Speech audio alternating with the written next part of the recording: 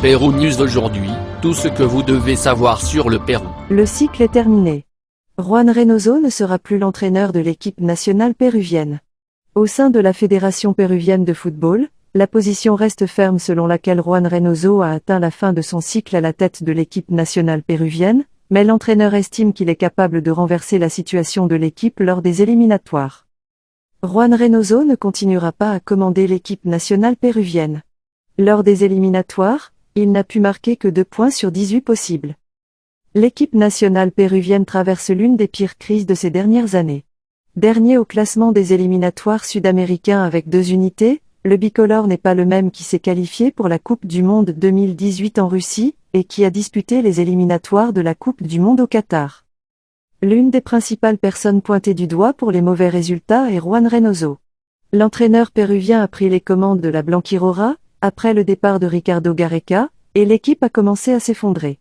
En 2023 seulement, ils ont remporté un match, en ont perdu 6 et ont fait match nul 3, des résultats qui, après le match nul 1-1 contre le Venezuela, ont rendu le projet insoutenable. L'ancien entraîneur de l'Universitario de Deportes et de Cruz Azul ne continuera pas à commander l'équipe nationale péruvienne. Selon les informations recueillies, Juan Carlos Oblita a recommandé au conseil d'administration de la Fédération péruvienne de football, FPF, le départ de Juan Reynoso et que la proposition soit acceptée.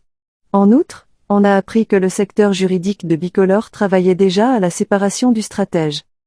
De cette manière, un cycle commencé en août 2022 se termine, lorsque le Pérou s'est incliné 1-0 face au Mexique lors d'un match amical disputé aux États-Unis.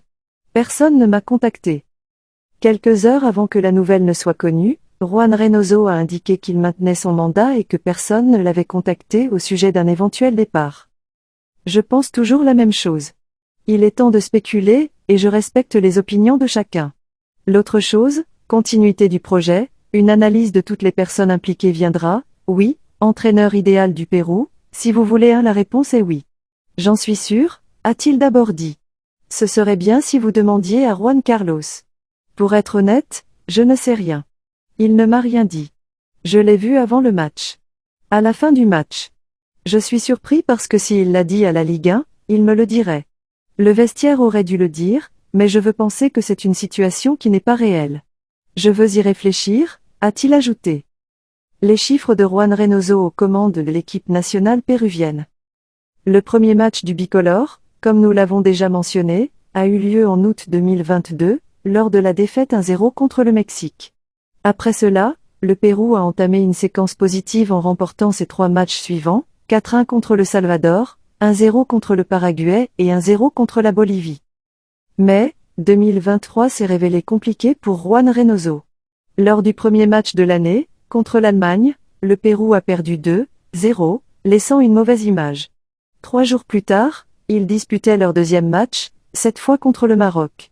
Ce match, disputé à Madrid, s'est terminé 0-0, mais les Blanquirora se sont uniquement consacrés à la défense et ont peu ou pas attaqué.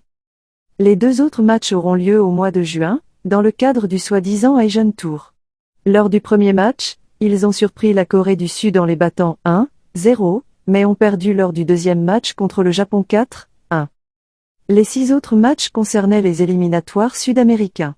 Dans le premier, ils ont égalisé avec le Paraguay 0-0 en tant que visiteurs, révélant la mauvaise performance qu'ils allaient avoir lors des prochains matchs. En seconde période, ils ont perdu contre le Brésil 1-0 avec un but de Marquinhos à la dernière minute. Lors du troisième match de qualification, ils ont perdu 2-0 contre le Chili, dans l'un des pires matchs de l'ère Juan Reynoso.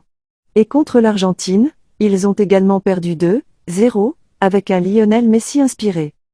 Aux dates 5 et 6, le Pérou a affronté la Bolivie et le Venezuela. À La Paz, dans un autre match à oublier, ils ont perdu 2-0. Et contre le Venezuela à Lima, ils ont égalisé 1-1, dans un match où quelques améliorations ont été constatées, mais cela n'a pas suffi.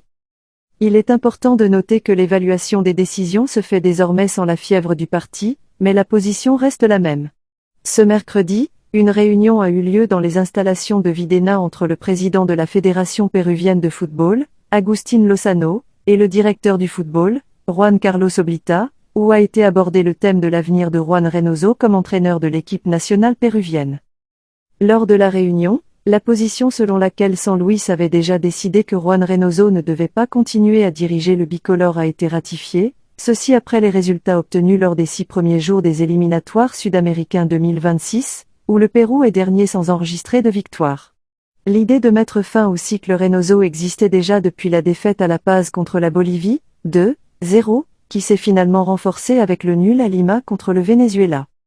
Abonnez-vous et suivez-nous sur nos réseaux sociaux, Facebook, YouTube, Instagram et TikTok. Pérou News aujourd'hui, suivez-nous sur Facebook et Instagram.